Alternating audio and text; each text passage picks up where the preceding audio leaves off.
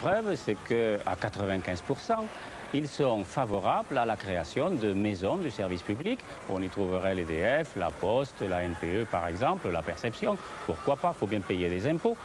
Et ça permettrait d'éviter peut-être une certaine désertification dans les zones rurales. Et alors, en banlieue, là, il faut y penser, dans beaucoup de quartiers, ça mettrait un peu de vie, un peu d'animation, un peu d'humanité. Accueil, information, dialogue, les Français veulent des services publics plus performants, présents partout, tout le temps. Mais cela a un coût et peu de Français sont prêts à en supporter la charge. Un Français sur 2 renvoie sur l'État et 1 sur 4 seulement se dit prêt à payer plus de sa poche pour avoir mieux. Et vous ? Si jeune et déjà très sophistiqué. Monsieur Bébé n'a que 9 mois pour naître, tout de suite dans la marche du siècle.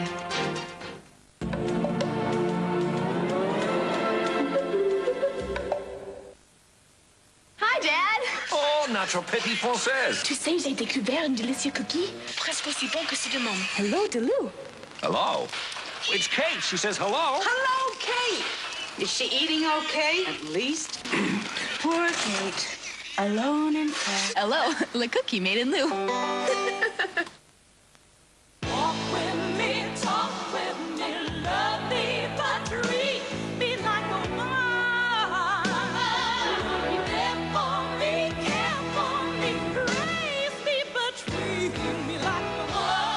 Aspirateur turbo Philips.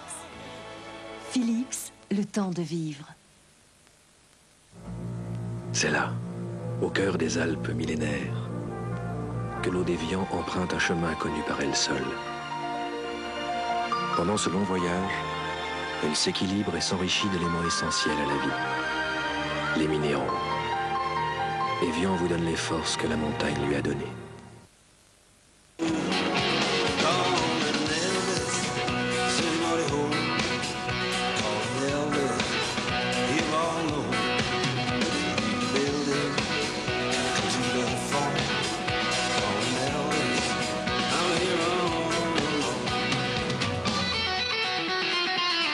Chaque jour, la route vous rappelle combien il est préférable de rouler en 405.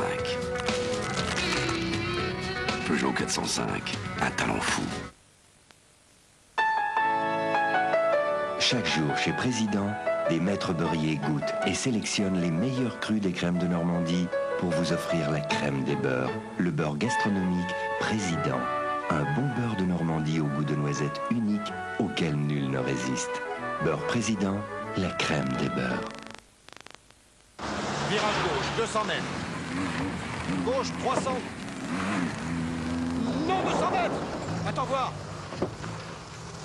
Stop. Optique 2000. 2 paires pour le prix d'une, ça facilite la vie. Optique 2000. C'est Danone qui fait petit pote. Pomme, pomme, pomme fraise. Pomme, pomme, pomme, pomme, pomme. Pomme, pomme, petit pote. Pomme banane. Dedans, il y a des fruits en compote sur des petits gervais. Petit pot de gervais, c'est 2 fois très bon. Danone. Je vous ai déjà vu quelque part, vous? Ça ne serait pas au salon Meubles et Décors? Salon Meubles et Décors du 15 au 24 octobre. Prenons Jean-Mi, Cheese-Up et Georges. Cheese-Up de Bridel, c'est nouveau. C'est un plat au fromage savoureux. À Jean-Mi, on donne Cheese-Up. À Georges, autre chose. Cheese-Up, c'est plein de vitamines et de calcium pour qu'il donne le meilleur de lui-même. Écoutez plutôt, qu'est-ce que tu veux faire quand tu seras grand? Vétérinaire. C'est bien. Et toi, Georges? T'es malin. Cheese-Up, le meilleur pour les meilleurs. Cheese-Up de Bridel. Allô, c'est moi. Quelqu'un m'a fait livrer des fleurs aujourd'hui. Aujourd'hui? C'était pas plutôt hier? Je n'ai jamais vu autant de marguerites. Des marguerites? Tu veux dire des roses? De mystérieuses marguerites, sans même une carte de visite. Je me demande bien qui... Aucune idée. Au revoir. Au revoir.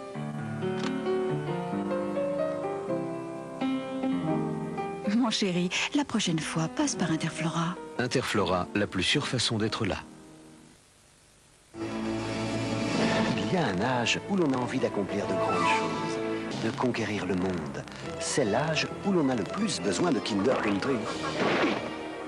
Kinder Country, c'est toute la richesse des céréales et du lait dans une barre enrobée de chocolat. Kinder Country, ça vous grandit.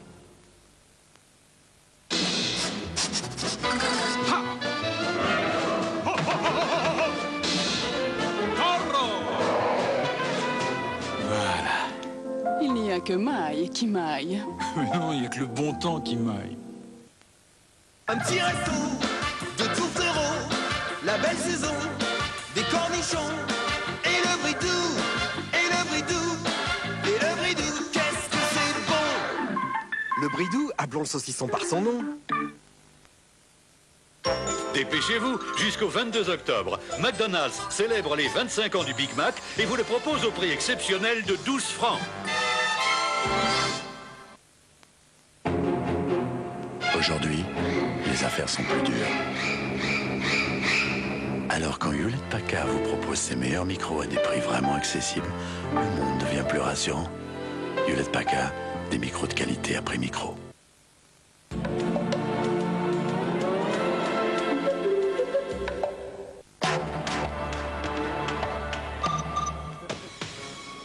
Odessa, le grand port de la mer Noire, le symbole de la révolution russe. Des marins du Potemkin à l'indépendance de l'Ukraine, Odessa a toujours survécu par la mer. Aujourd'hui, c'est la mer qui fait naître tous les trafics. Du troc aux bandes organisées, chacun se débrouille pour faire du dollar. Le vent de la perestroïka a balayé l'âme de ces marins. Les enfants du Potemkin, c'est vendredi 20h45 dans Thalassa, sur France 3.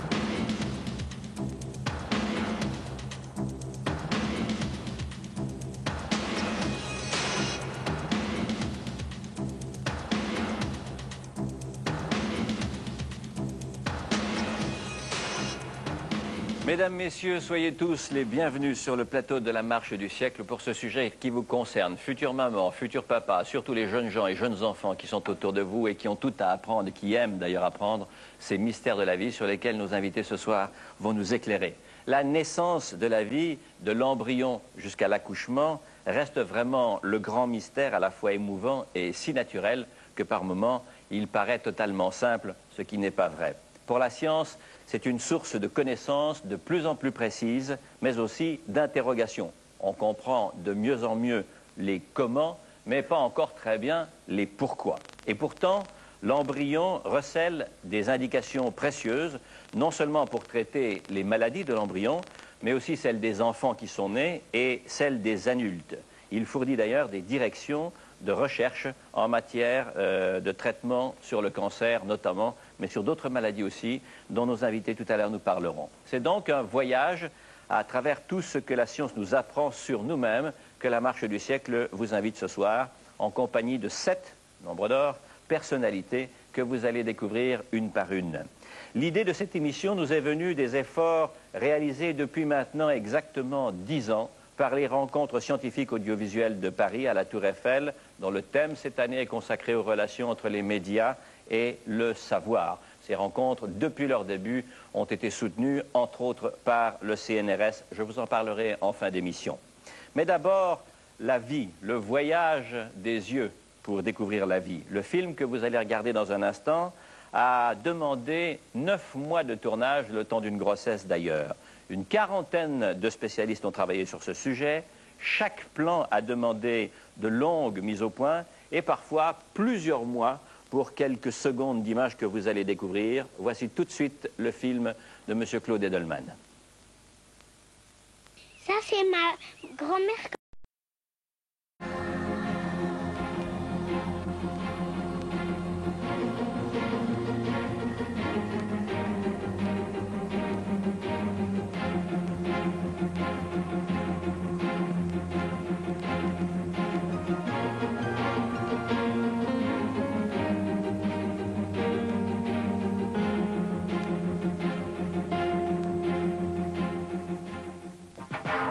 L'essentiel de l'actualité. Avec en plus le dossier du jour, c'est tout de suite dans le Soir 3.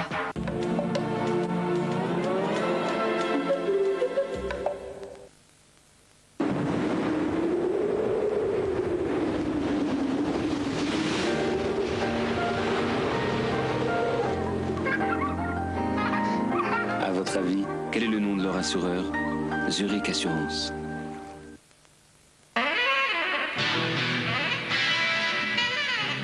Cils sublime de bourgeois, aux protéines de soie, pour des cils longs, très longs, et pour calmer toutes les tempêtes.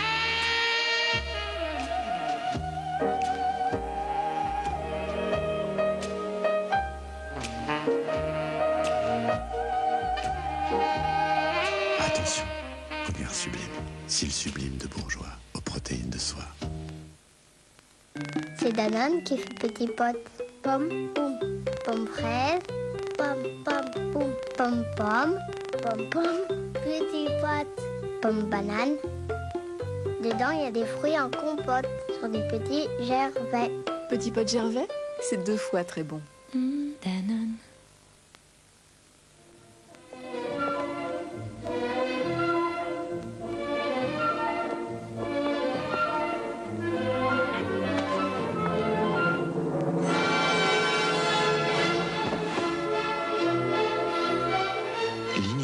Invente sans cesse de nouvelles façons de vous asseoir, de ranger, de vous lever et même de dîner. On dîne japonais. Meuble Ligne Rosée, l'imagination dans la vie de tous les jours. Ce soir, un traiteur vous attend à la maison. Honoré Janin Traiteur a cuisiné pour vous ces succulentes aiguillettes de poulet à la moutarde. Honoré Janin Traiteur. Pour t'apprendre à être propre, couche ou culotte. En culotte, tu es comme un grand, mais au moindre accident, tu te sens tout petit. Les couches te protègent, mais tu n'en veux plus. Voici la solution idéale. Nouveau Pampers Trainers, une culotte pour apprendre à être propre. Elle protège des fuites, et puis, comme une culotte, tu la mets, tu l'enlèves, et tu la remets. Je suis comme un grand. Nouveau Pampers Trainers, quel bonheur de devenir propre. Malin, c'est culotte. Sous votre peau, la peau dont vous rêvez. Découvrez-la avec Fruition, le nouveau soin d'Estée Lauder. Fruition est un complexe exclusif à base de triple acide de fruits qui réactive votre peau tout en douceur. Vous observerez une amélioration spectaculaire pouvant atteindre 60% de luminosité, 42% d'uniformité, 37% de douceur. Découvrez Fruition, une exclusivité Estée Lauder.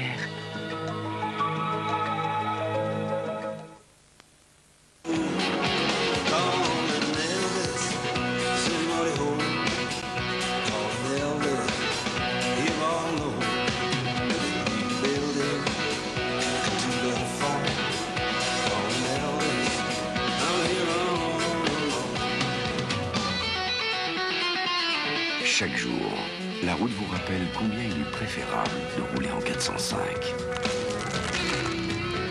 Peugeot 405, un talent fou. Du désert australien à la Grande Muraille de Chine. Des neiges du Fujiyama aux grandes étendues du Far West. Chaque jour, plus de 500 avions United Airlines relient pour vous les 5 continents. De Paris à Washington, Los Angeles, Chicago et San Francisco sans escale. Chaque jour, envolez-vous en grande compagnie.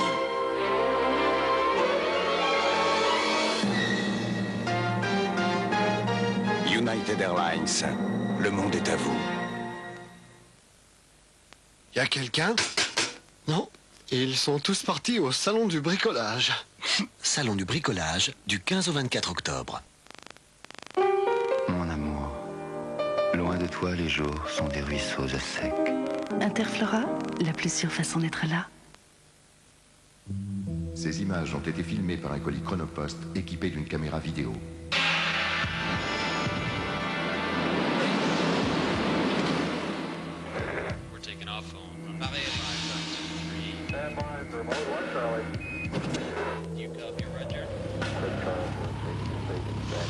Après 6580 km parcourus en moins de 39 heures, la caméra est livrée en parfait état. Chronopost, les maîtres du temps. Vous savez utiliser un simple lave-linge. Alors vous savez utiliser un micro-ordinateur aussi puissant et performant qu'un compact. 1, il suffit de choisir un programme. 2, vous appuyez sur le bouton. 3, la machine travaille toute seule. Avec compact, vous avez un résultat impeccable. On ne fait pas plus facile. Et votre compact vient à bout de toutes les tâches, tout en douceur. Compact, à suivre.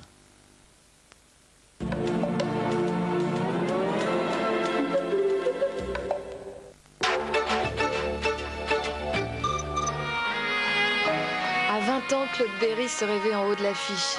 Aujourd'hui, le fils du petit fourreur du sentier joue dans la cour des plus grands avec Germinal et bientôt la reine Margot. Guidé par Christine O'Krent, il revient sur ses 20 ans. Il y a la réussite et il y a l'homme. Pas forcément toujours la même chose. Passion de jeunesse avec Claude Berry, vendredi 23h15 sur France 3. Prise au piège. Au cœur du Cambodge déchiré, le destin tragique d'une femme confrontée à la violence et à la mort. Héroïne ordinaire, Véronique Jeannot dans un rôle bouleversant. Les Seigneurs, samedi 20h50 sur France 3.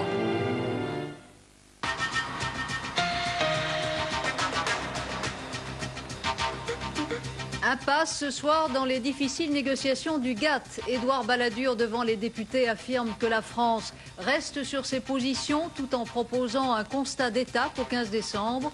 Refus à Bruxelles de Léon Brittan et de Mickey Cantor, le négociateur américain, qui récuse une nouvelle fois toute remise en cause du préaccord agricole. Ce soir, Helmut Kohl propose sa médiation. Quelle marge de manœuvre reste-t-il entre la communauté et les États-Unis ? Jusqu'à quel point la France accentue-t-elle son isolement européen en privilégiant le débat franco-français? Comment sortir de l'impasse? Le négociateur européen, le vice-président de la Commission de Bruxelles, Sir Léon Brittan, est notre invité. Bonsoir. Ironie ou utilité du calendrier, figures imposées qui dessinent la quadrature du cercle. Décidément, le tortueux dossier du GATT alimente un curieux feuilleton, à la fois franco-français, franco-européen, franco-américain et franco-allemand.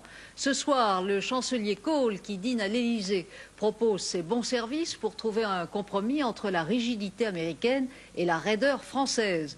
La rigidité américaine, on l'a vérifié à Bruxelles à propos de l'agriculture, puisque le négociateur américain y rencontrait son homologue européen. La raideur française, on l'a entendu cet après-midi à l'Assemblée nationale dans le discours de M. Balladur, qui devait ménager à la fois l'avenir, même incertain, de la négociation et la cohésion de sa majorité. Xavier Bodin-Hulin. Question d'actualité. Il s'agissait bien de cela à l'Assemblée, avec la mise au point d'Édouard Balladur sur le GATT. Le Premier ministre réaffirme le refus de l'accord de Blair House et la fermeté de la France. Mais il inverse la proposition d'Alain Juppé. Ce n'est pas la France qui propose un accord partiel le 15 décembre, mais c'est elle qui l'accepte si on lui soumet.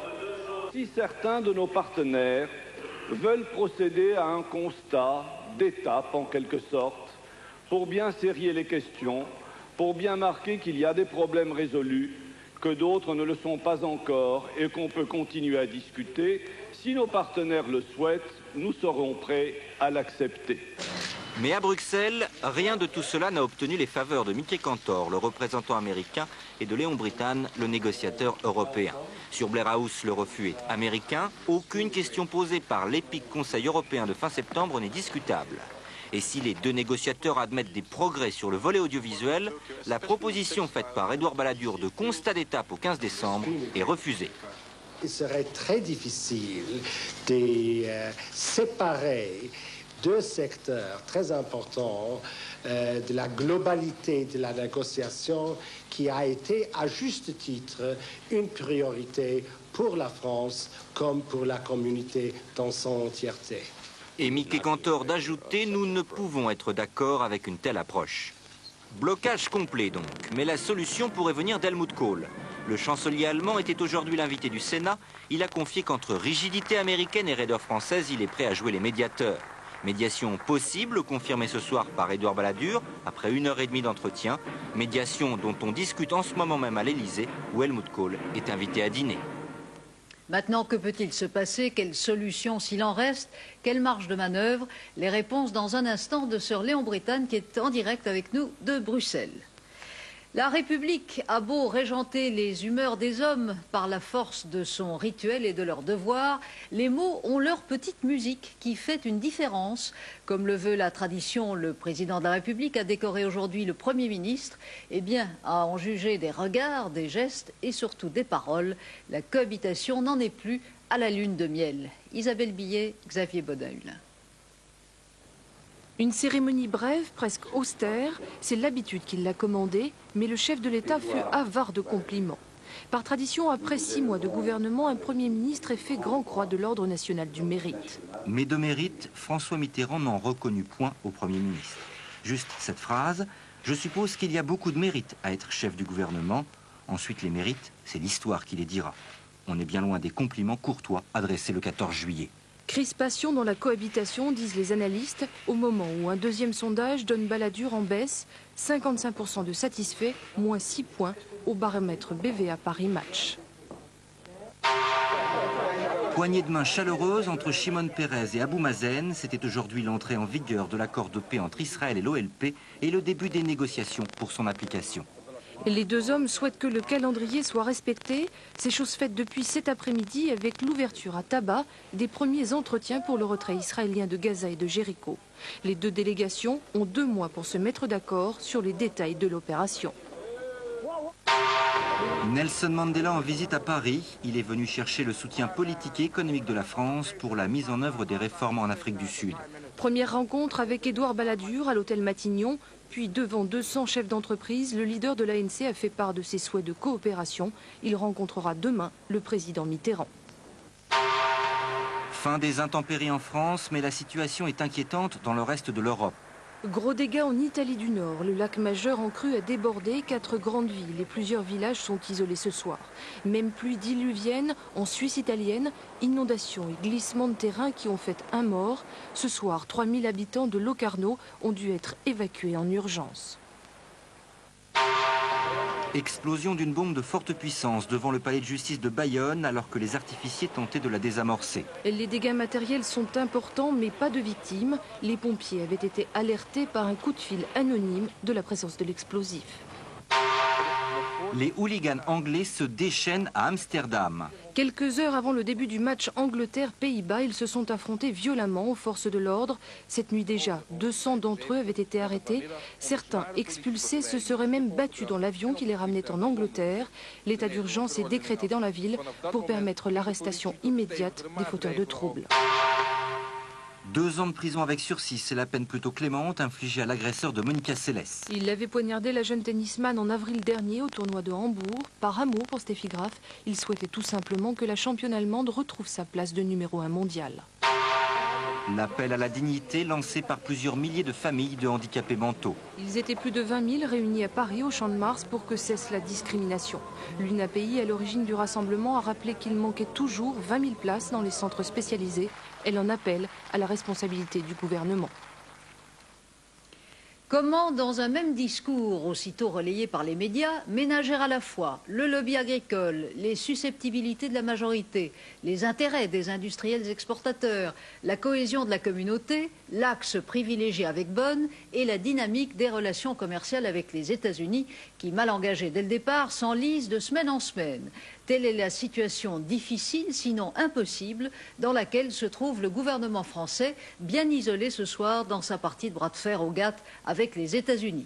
Le chancelier Kohl en parle en ce moment même à l'Élysée avec le président Mitterrand, après s'en être entretenu avec M. Balladur. Le Premier ministre pris cet après-midi entre plusieurs feux, puisqu'il devait à l'Assemblée s'adresser aux députés pendant que se déroulait à Bruxelles comme prévu la rencontre entre le négociateur européen et son homologue américain.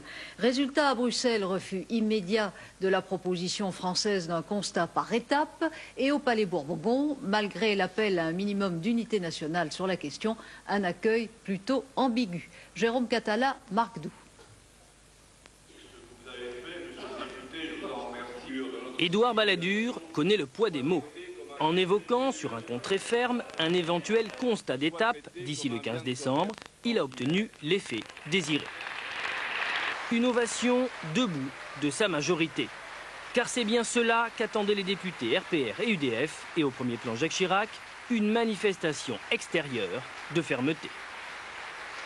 Il a indiqué ce que j'avais déjà indiqué hier, à savoir que ce n'est pas un changement d'attitude ou un changement de stratégie de la part du gouvernement, c'est simplement le renversement de la charge de la preuve.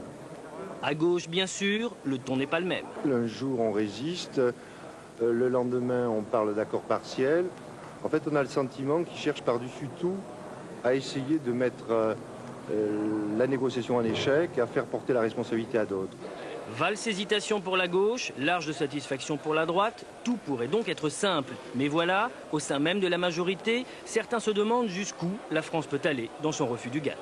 Il y a dans la majorité aujourd'hui beaucoup de jusqu'au-boutistes et notamment les adversaires de l'Europe, par exemple, verraient avec beaucoup de sympathie un clash intervenir au niveau européen. Je crois qu'ils ne mesurent pas les conséquences sur la situation intérieure de notre pays d'une telle situation. Moi, je dis dans 2 mois, il y aura les échéances. Nous ferons les comptes à ce moment-là. Patrick Devedjian est favorable à un accord rapide sur le GATT. Il a d'ailleurs rédigé un rapport en ce sens. Un rapport jugé sans doute trop provocateur, puisque ses amis parlementaires ont préféré ne pas le publier. Sir Léon Brittan, bonsoir. Vous êtes le vice-président de la Commission de Bruxelles. Vous connaissez la réputation que vous vous êtes taillée en France et que vous devez trouver par moments excessive ou même injuste, même si vous ne détestez pas les premiers rôles. Ce soir, donc, c'est l'impasse, en tout cas en ce qui concerne le volet agricole. Le chancelier Kohl propose sa médiation. À votre avis, quel peut être, en l'état actuel des choses, le rôle de l'Allemagne ? Je crois que si le chancelier Kohl peut persuader les Américains de bouger un peu, je crois que ça pourrait être utile. Mais la première chose que je voudrais souligner, que vous m'avez cité, mais ce que vous avez cité, ce n'a pas été une réponse à la déclaration du Premier ministre français, pas du tout. Je crois que ce qu'il a dit, ça a été tout à fait positif. Alors attendez, ça c'est tout à fait important parce que vous savez que toutes les agences, aux aguets bien sûr de vos déclarations à Bruxelles, ont aussitôt affirmé donc cet après-midi que vous refusiez ce constat d'étape proposé par Édouard Balladur pour le 15 décembre, ce qui est une manière de s'engager un tout petit peu sur l'accord partiel qu'Alain Juppé avait évoqué le week-end dernier. Il y a une différence entre un accord partiel et ce que le Premier ministre a dit aujourd'hui. Ce que j'ai dit, c'est que je crois que je comprends les raisons pour lesquelles on a suggéré un accord partiel, mais je crois, en tant qu'observateur du monde entier dans ce domaine, que ça ne marchera pas parce qu'il ne s'agit pas seulement des Américains, mais aussi du groupe de Rio, du Cairns Group. La plupart de nos partenaires commerciaux considère qu'il est important d'avoir un accord global. Et ça a été toujours la position française aussi, et je suis d'accord avec cette position. Mais je crois que l'idée que M. Balladur suggérait, c'est quelque chose de tout à fait différent. Nous essayons d'arriver à un accord avant le 15 décembre. Je crois que c'est très important et bien possible d'arriver à un accord. Mais si il n'y aura pas d'accord à 15 décembre, je crois que la possibilité de faire autre chose, ça c'est bien possible. Mais autrement dit, Sir Léon, que l'on vous comprenne bien, admettons que l'Allemagne, par exemple, propose, puisque c'est la suggestion de M. Balladur, qu'un autre partenaire le fasse, admettons que l'Allemagne propose un constat partiel d'ici au 15 décembre. Vous trouveriez que ce serait une procédure utile? Il faut examiner en détail ce que ça veut dire. Mais si l'Allemagne peut persuader les Américains de bouger, je crois que ça, c'est bonne chose. Et aussi, j'ai entendu parler de l'isolement français. Je vous dis qu'il n'y a pas d'isolement français. Ah bon? Je dis que la communauté, et moi je suis le négociateur, secteur lutte pour les intérêts français comme les intérêts de toute la communauté. Et en ce qui concerne l'agriculture, j'ai expliqué à M. Cantor encore une fois la nécessité d'un mouvement de sa part par une renégociation. Comme mais il ne vous a pas entendu, il a aussitôt dit non. Un moment. Et il a dit qu'il n'est pas préparé de considérer une renégociation ou de rouvrir l'accord. Mais quand il s'agit d'une interprétation, quand il s'agit d'une amplification, il n'a dit rien. Et je crois qu'il faut attendre. En ce qui concerne... Attendre demain, puisque vous devez revoir M. Cantor demain. Non, il ne m'a pas dit qu'il serait dans une position de donner une réponse demain. En ce qui concerne le volet audiovisuel, on a fait des progrès. Oui. Je crois que maintenant, les Américains comprennent très bien qu'il est absolument nécessaire de reconnaître la spécificité de ce secteur d'une façon très positive, d'une façon très spécifique. La spécificité, je lui ai dit que nous allons proposer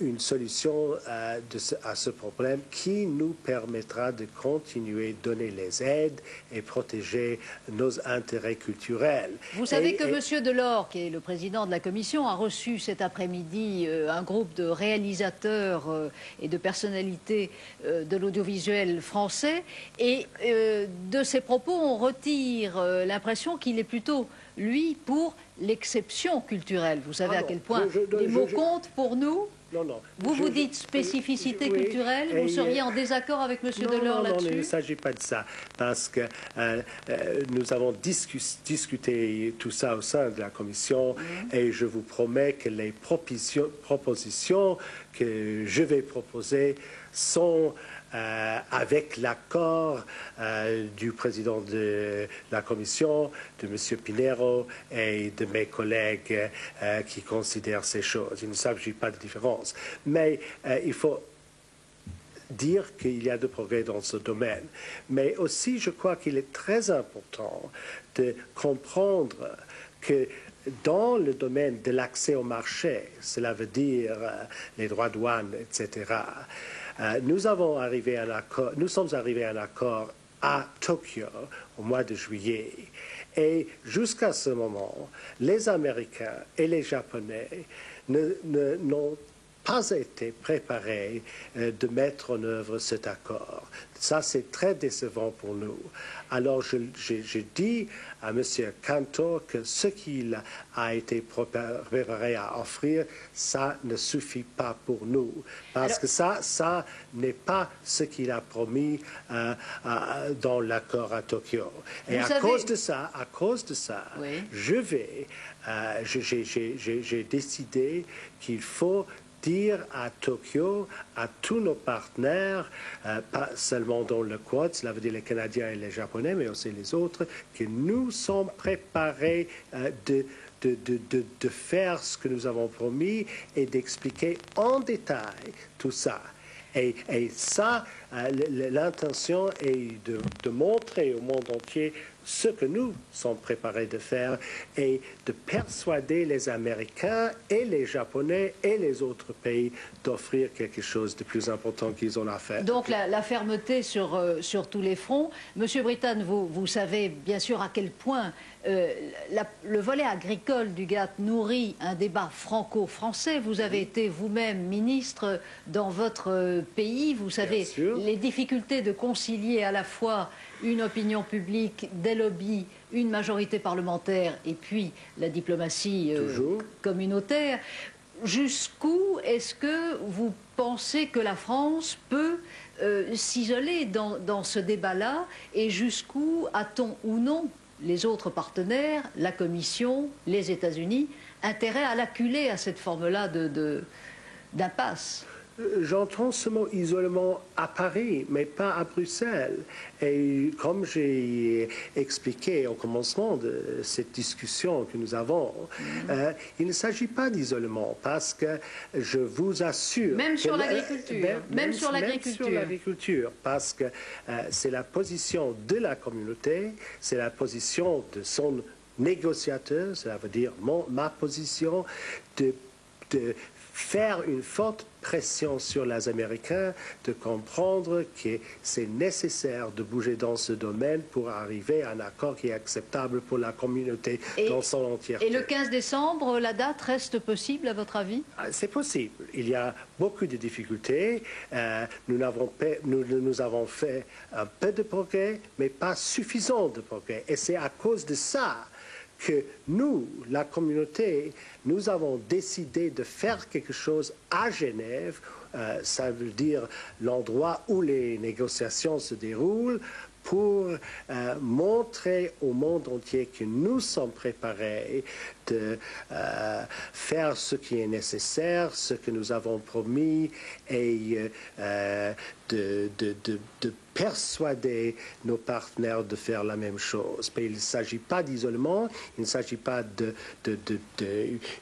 pénurie absolue de progrès, mais il s'agit de ne pas avoir jusqu'à ce moment eu assez de progrès et peu de temps.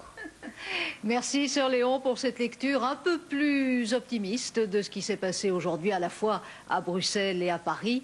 Merci. Mercredi, c'est le jour du feuilleton du GATT, mais c'est aussi le jour du cinéma et du palmarès maintenant de Michel Vial.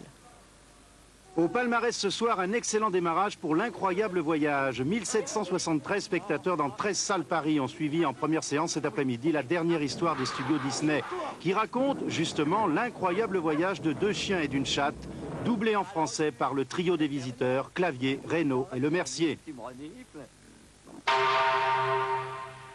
Résultat plus modeste en revanche pour Une nouvelle vie. Le dernier film d'Olivier Assayas n'a réuni que 11 200 spectateurs pour sa première semaine d'exploitation dans 14 salles Paris-Périphérie. Dommage, car cette histoire d'adolescente constitue pourtant une version moderne et attachante de l'éducation sentimentale. Au fond, c'est l'itinéraire de 2 jeunes filles qui vont se découvrir et probablement s'aimer, bien que le film ne le dise pas explicitement. Leur itinéraire vers la conscience d'elles-mêmes, ce qui n'est pas rien, et leur appartenance au monde, à travers, bien sûr, la rencontre difficile pour l'une d'entre elles avec le père. Mais au-delà de ça, je dirais que ce qui est magnifique dans ce film, c'est que Olivier Assayas est capable, en attrapant comme ça, au plus près des corps et des visages, l'intimité des êtres, de nous montrer ce qui se passe à l'intérieur des têtes et des corps d'adolescentes en quête d'identité. Reste le jeu des acteurs, étonnant d'authenticité. Reste la mise en scène à la fois elliptique et intime, qui distille efficacement le désarroi des 2 héroïnes et qui, au fond, met en évidence l'un des maux de cette fin de siècle, l'éclatement de la famille. Rapidement encore, les tendances des marchés financiers aujourd'hui.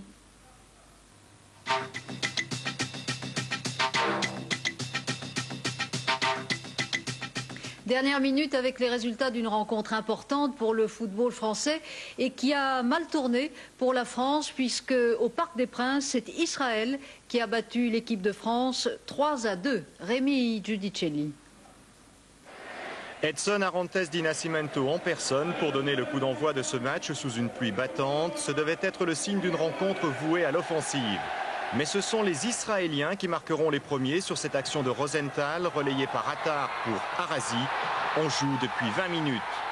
C'est aussi le moment que choisiront les joueurs de Gérard Houllier pour se réveiller. Ginola sert intelligemment Sauzé dans l'axe.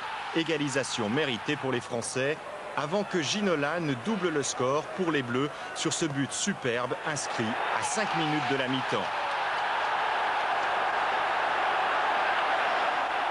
Le plus dur étant fait et de belle manière, les coéquipiers de Jean-Pierre Papin penseront pouvoir assurer en seconde période avec plusieurs occasions comme ce bel échange Cantona-Papin, suivi quelques instants plus tard d'une nouvelle tentative esthétique mais infructueuse des 2 attaquants français. Mais à 7 minutes de la fin, Rosenthal prend de vitesse la défense centrale française et Berkovic égalise pour les Israéliens.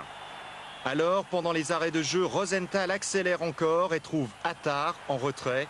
Israël bat la France 3-2 ce soir et condamne les Bleus à aller une nouvelle fois chercher leur qualification pour le mondial américain le 17 novembre au Parc des Princes face à la Bulgarie. Et un coup de cœur pour terminer ce journal, un coup de cœur pour Woody Allen.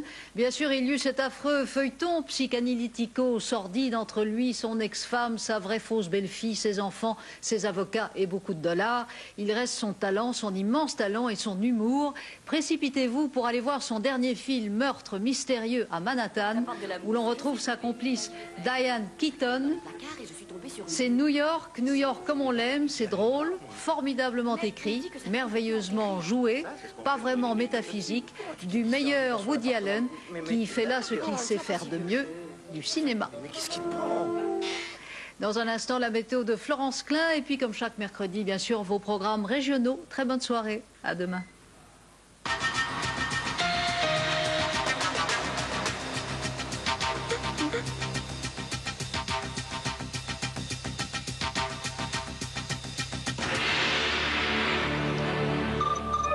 Robert Mitchum est sur France 3. Une soirée pas comme les autres. Combien on vous réclame ? 10 000 livres avant ce soir. Pouvez-vous faire quelque chose ? On ne sait pas au chantage. 20h50, Le Grand Sommeil. Dans la peau du détective Marlowe, aux côtés de Sarah Miles et James Stewart, il file une info de bonne famille. Harry, j'ai honte de te demander cela et de peut-être te mêler à des affaires un peu... À 23h05, Yakuza. Vous, monsieur Kilmer, qui n'êtes pas Yakuza, rien ne vous force à tuer Tono avec un sabre. Sous la baguette de Sidney Pollack, il investit le monde convulsif des gangsters japonais. Jeudi, dès 20h50, deux rôles épatants du Grand Mitchum sur France 3.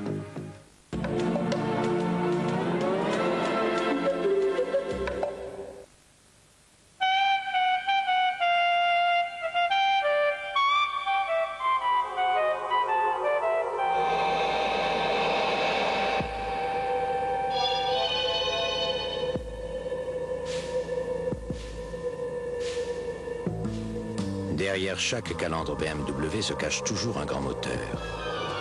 Nouvelle motorisation 316i et 318i à partir de 134 900 francs. Ça y est, j'étais embauchée ce matin. Et tu sais comment j'ai trouvé si vite? Non, ma grande. 3615, Jobtel. Des milliers d'offres d'emploi et des tas de services en plus. L'emploi, c'est 3615 Jobtel. C'est quand même le plus beau match que j'ai vu de ma vie. Ouais, moi, je trouve que t'as la mémoire courte. Et la finale de Coupe d'Europe en 76, l'arqué, Kurkovic, Piazza, les longues enjambées et les poteaux carrés. Quel poteau carré? Bah ouais, le tir de Battenet sur la barre. Je te signale que s'il y avait les poteaux ronds comme aujourd'hui, et ben le ballon, il serait rentré. Et comment tu sais tout ça, toi? Tu n'étais même pas né. Les gens les mieux informés écoutent RTL.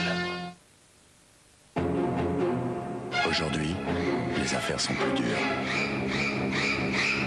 Alors quand Hewlett-Packard vous propose ses meilleurs micros à des prix vraiment accessibles, le monde devient plus rassurant. Hewlett-Packard, des micros de qualité après micro.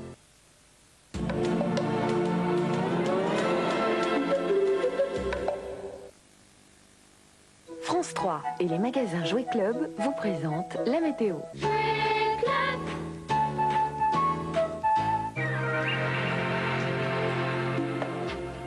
Bonsoir, nous avons un nouveau bulletin d'alarme pour la nuit et également pour la matinée de demain. Cette perturbation que l'on voit actuellement sur le Portugal est arrivée très très vite au cours de la soirée sur les régions du sud. Elle donne des pluies très fortes et tout au long de la nuit, cette perturbation va donc remonter sur la vallée du Rhône et vers le nord-est du pays ainsi que vers la Corse. Alors elle va donner encore des pluies assez fortes. Regardez notre carte pour la nuit. Des orages, des rafales de vent aussi à 100 km/h dans la vallée du Rhône, jusqu'à 70 km/h sur les côtes méditerranéennes. Il pleuvra également sur le nord-ouest du pays. Donc attention, respectez toutes les consignes de sécurité sur toutes les régions du sud-est. Demain matin, ces pluies, nous les retrouverons encore sur la façade est du pays. Elles pourront être localement fortes et accompagnées d'orages. Et ensuite, elles vont partir vers l'est. Nous aurons un retour d'occlusion sur le nord du pays avec des pluies modérées. Quelques éclaircies reviendront par le nord-ouest. C'est l'amélioration qui commence à se dessiner et qui va se confirmer dans l'après-midi La moitié ouest du pays sera avec de belles éclaircies et quelques passages nuageux, alors que l'est aura un temps de traîne. Mais c'est quand même une amélioration puisque quelques éclaircies seront là et que les averses seront moins fréquentes, même si elles ont lieu ça et là, avec toujours du vent sur la Corse à 70 km/h et peut-être une possibilité d'orage également sur la Corse. Les températures demain après-midi, elles perdront quelques degrés, 2 à 3 degrés à peu près. Nous restons dans les normales saisonnières. Il fera 13 à 17 degrés sur la moitié nord, 20 degrés à Marseille, 21 à Nice et 23 pour la Corse. Si vous vous déplacez en Europe demain, on va retrouver ces orages sur la Suisse, sur le nord de l'Italie, Venise et également à Rome. Il y aura du soleil sur Athènes, sur Ankara, à Bucarest après quelques brouillards le matin, ainsi qu'à Budapest, des averses sur le nord de l'Europe et sur la péninsule ibérique, ainsi qu'à Rabat où il fera 19 degrés et Alger de la pluie avec 23 degrés. Demain, nous fêterons la Saint-Just. Si vous voulez avoir des détails sur le temps de votre département, vous composez notre numéro de téléphone. Très bonne fin de soirée à tous. France 3 et les magasins Jouet Club vous ont présenté la météo.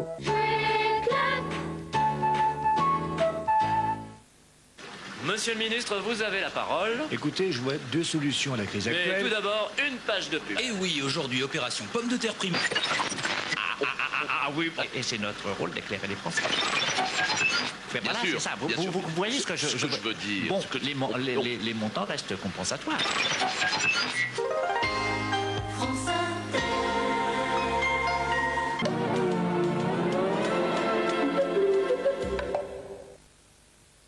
Si vous avez rêvé de votre oreiller toute la journée, Dupont de Nemours vous souhaite une bonne nuit avec Dacron Conforel. L'AX est la voiture de ceux qui ne mettent pas tout leur argent dans leur voiture.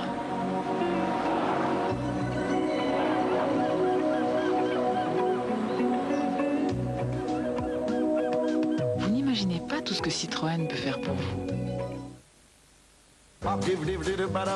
L'esprit frais, c'est celui d'aujourd'hui.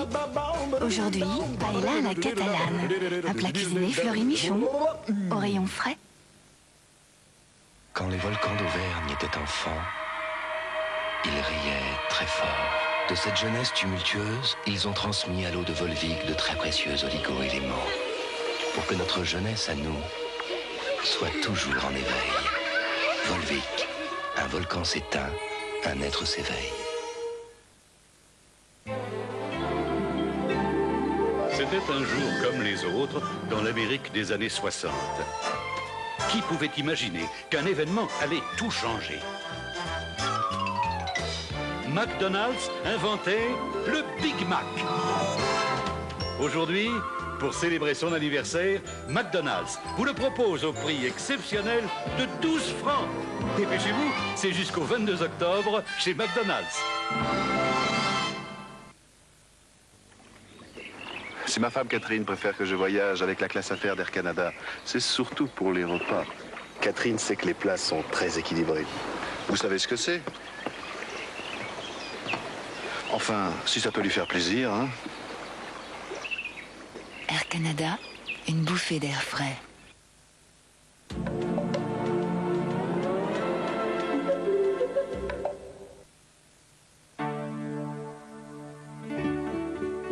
Jamais, mais alors jamais autre chose que ce type de boîte pour conserver le café. Hermétique, métallique, le seul vrai piège pour les arômes. Normal, c'est le plus précieux. Qui fait ça? Malongo, le café comme au café. Secret de connaisseur.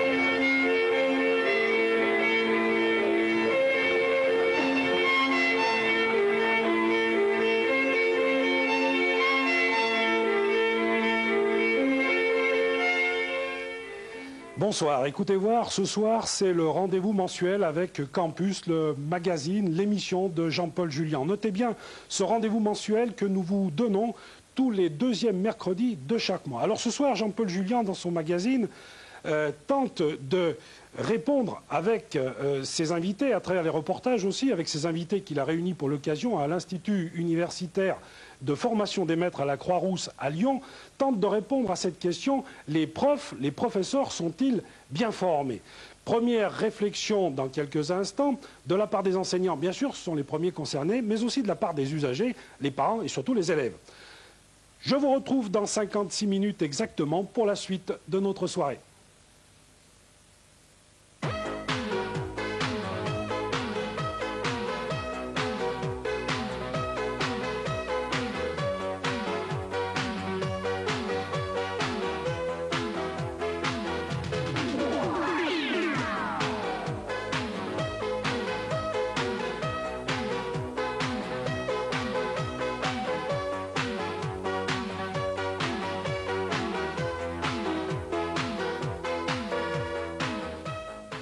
Bonjour, les enseignants sont-ils des pros?